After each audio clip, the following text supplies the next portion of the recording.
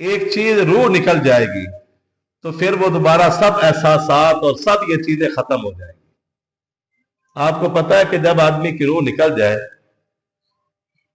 उसके मुंह को भी बांध देते हैं, बांध देते हैं या नहीं बांध देते, उसके पांव हाथ को अच्छी तरह लंबे कर देते हैं ताकि ये टेढ़े ना रह जाए।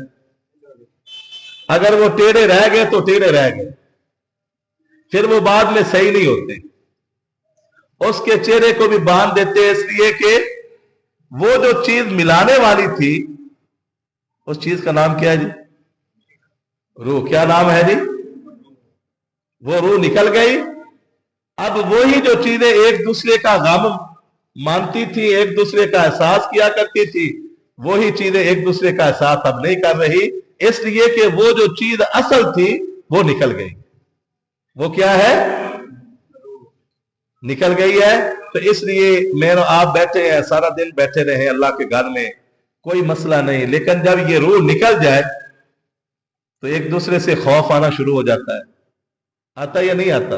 वही आदमी होता है, यार मेरा सक्का भाई है, मेरा दोस्त है, मेरा चचा है, फलां से मेरा रिश्ता है, लेकिन उससे खौफ आना शुरू हो जाता है क्योंकि वो असल जो चीज थी वो अंदर थी, और जब वो असल चीज निकल गई खत्म हो गई। मैं एक और आपको मिसाल देता हूं, थोड़ा पानी लाना।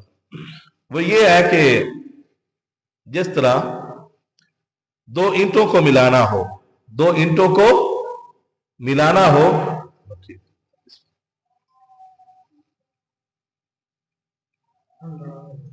जब दो ईंटों को मिलाना हो तो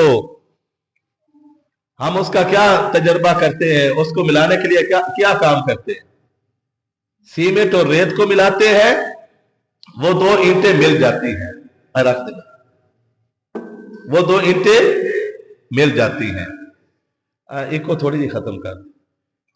जब वो हम जनाबे वाला रेत को और सीमेंट को मिला देते हैं, वो दो ईंटें आपस में मिल जाती हैं और कई सदियां मिली रहती हैं, अब वो जुदा नहीं होती।